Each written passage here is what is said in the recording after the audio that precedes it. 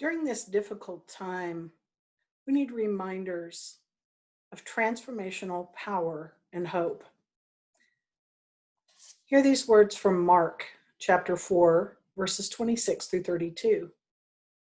Jesus also said, "The kingdom of God is as if someone would scatter seed on the ground and would sleep and rise night and day, and the seed would sprout and grow, and he does not know how.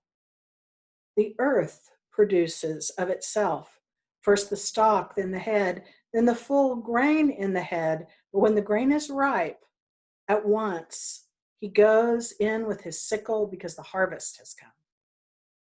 Jesus also said, "With what can we compare the kingdom of God?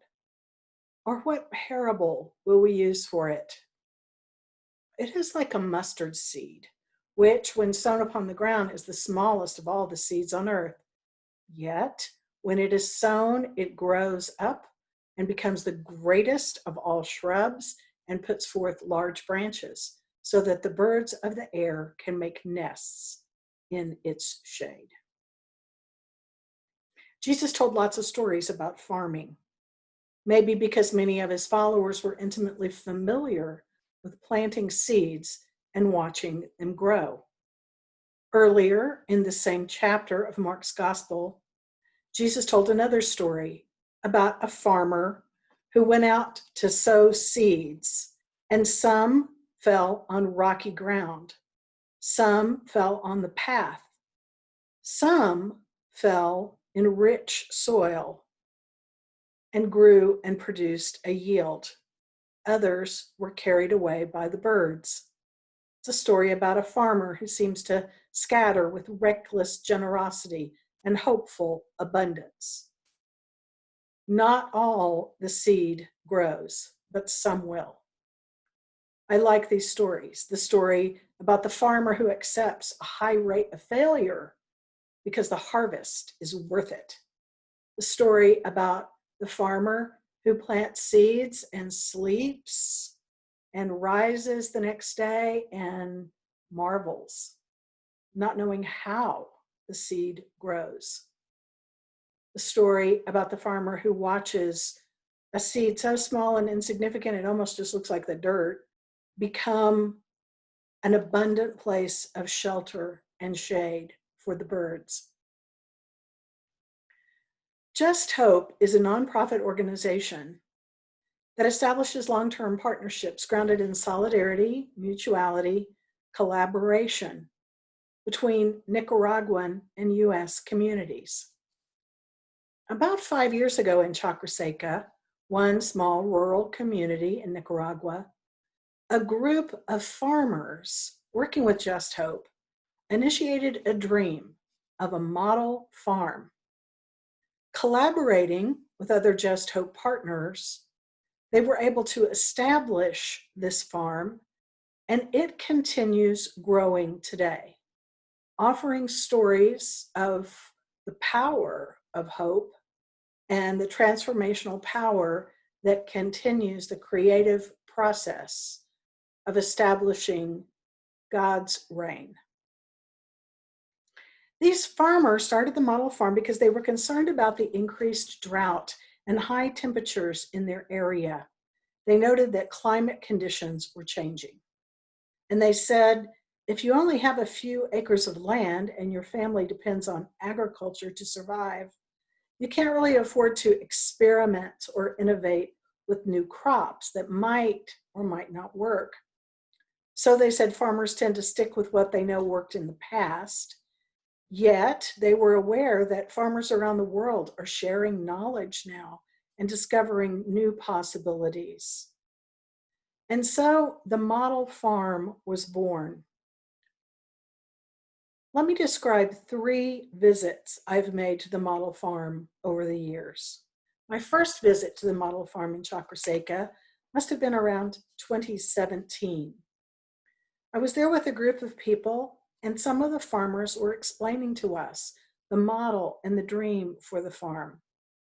The plan was to use one portion of the farm to generate income by growing a crop that they already knew would produce well there. The income that was generated from that section of land would produce the ability to innovate and then try and replicate successes from the innovation on another portion of the land. In addition to that, the land would be a place for education of themselves and neighboring farmers about new farming practices in response to climate change. While we were hearing about this presentation, a farmer drove up the driveway of the model farm and said that he had come to pick up some moringa seeds. And he told us that because of the model farm, he had learned about this fast-growing, drought-resistant seed, moringa, grown in India and parts of Africa, that has high nutritional content in every part of the plant. One of his neighbors had had great success with it. He wanted to try it on his land.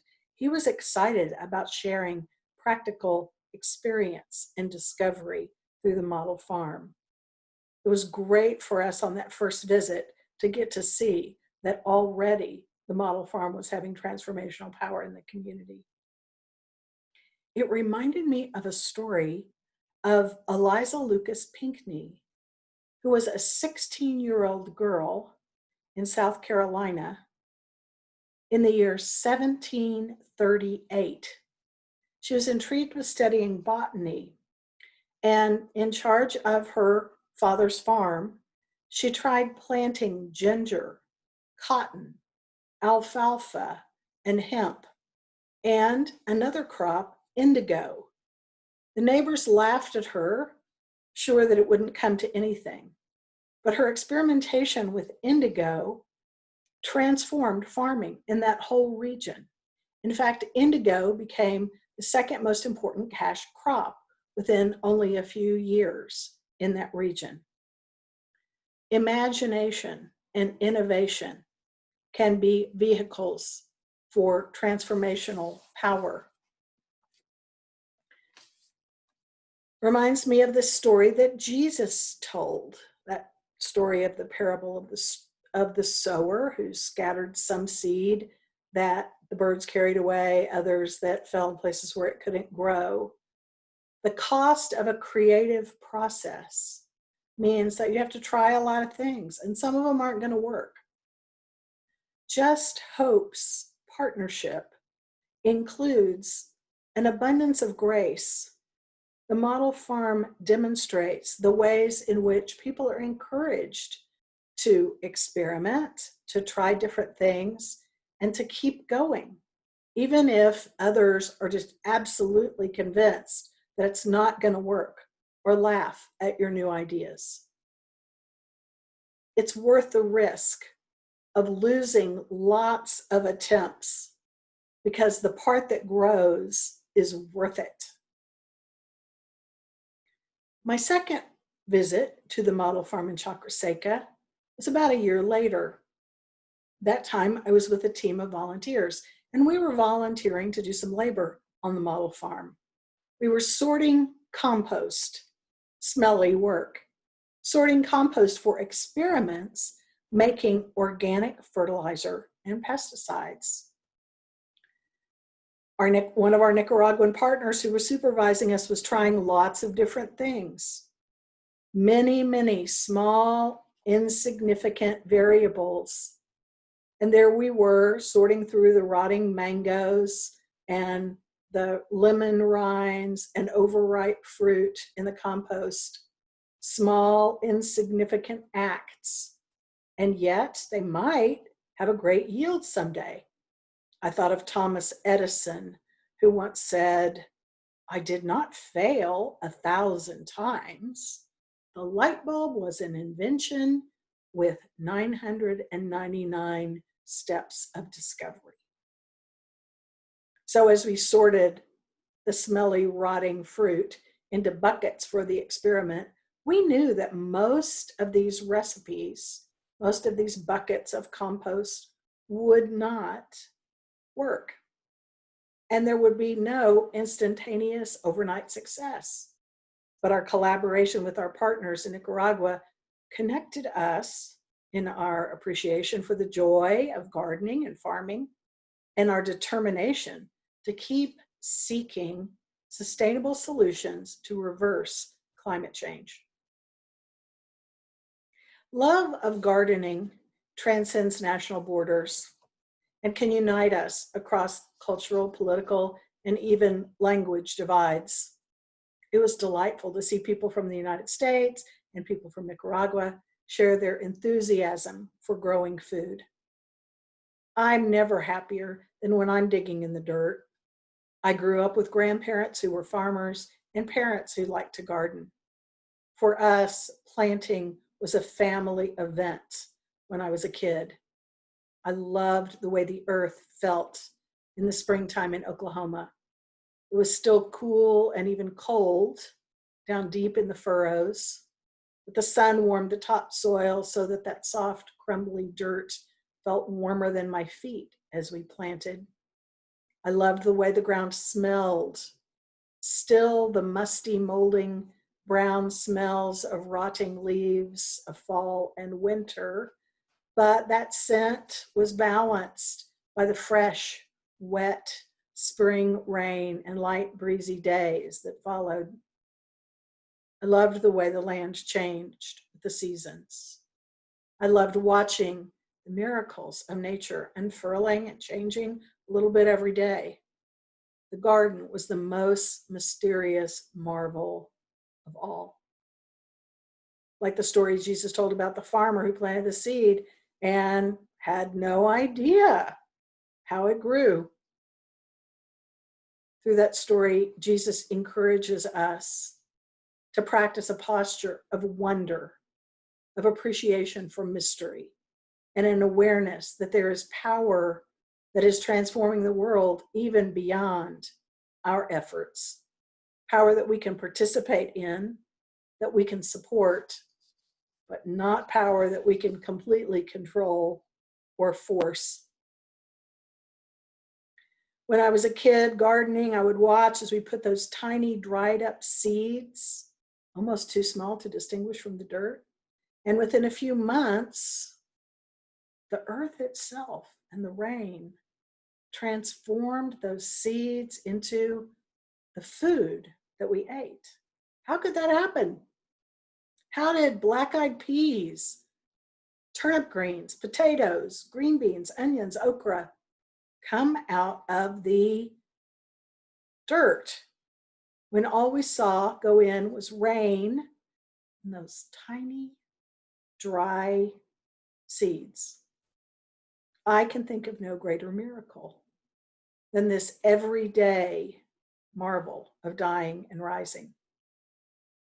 We connect to the land as creatures, like farmers in a garden, made of dust, renewed, recreated, reformed, and sustained by dust until finally we return to the earth. Like the farmer who marveled watching the tiny, seemingly insignificant seed grow into abundant, strong branches for shelter. The seeds go into the ground in one shape and a rose in another form, continually transformed from sprout to shoot, from shoot to stalk, from stem to leaf, to a bush covered with blossoms that swell into fruit or food. And Jesus said, the realm of God is like this. It's like a seed transforming. It's like a process of planting, tending, and harvesting. My last visit to the model farm in Chakraseca was about a year ago, July 2019.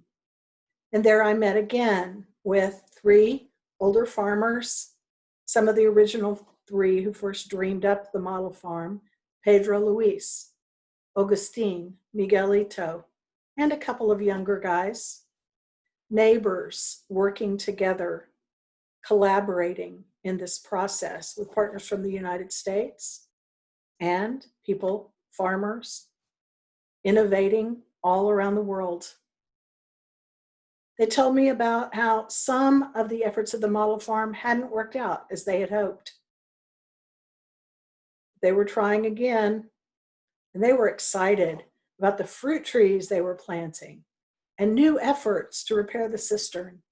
They were beaming with pride at the parts of the model farm that were successful, clearly enjoying their collaboration as neighbors in a shared effort to improve their community with sustainable and innovative agriculture.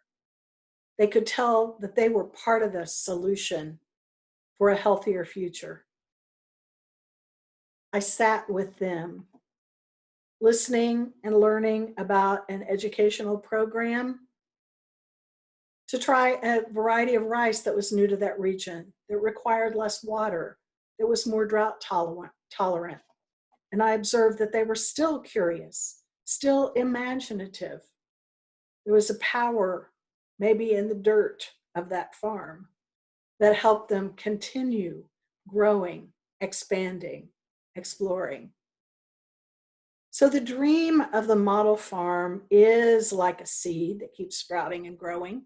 It has a resiliency and a potential for growth and transformation that we can describe, but not totally reduce to some conceptual understanding, not totally control or force, and certainly not rush. Have you ever watched a garden grow day by day, week by week? Have you ever watched a tree grow year by year over decades? Don't look for any high speed, instantaneous results. Watching seeds sprout and grow must be seen in slow motion. Stephen Covey is a leadership guru. He has a book entitled The Speed of Trust. I love that phrase. He writes about collaboration and teamwork and how it takes a lot more time than just top-down control pushing toward an easily identifiable goal. The speed of trust. That's a phrase that describes the work of Just Hope. The model farm is only one example of the kind of transformational power that Just Hope has. And through Just Hope, I have seen lives transformed, both the lives, the daily lives, and the quality of life for partners in Nicaragua, but also for people like me, US citizens, who collaborate and experience transformation through that collaboration as well. Each of us is growing and developing. One day, two caterpillars were walking along down a garden path when suddenly they were startled by a shadow overhead that blocked the sun. They glanced up and they saw a large, flying, colorful, brilliant butterfly that was casting the shadow over them. And one of the caterpillars turned to the other and said, "You will never get me up in one of those things."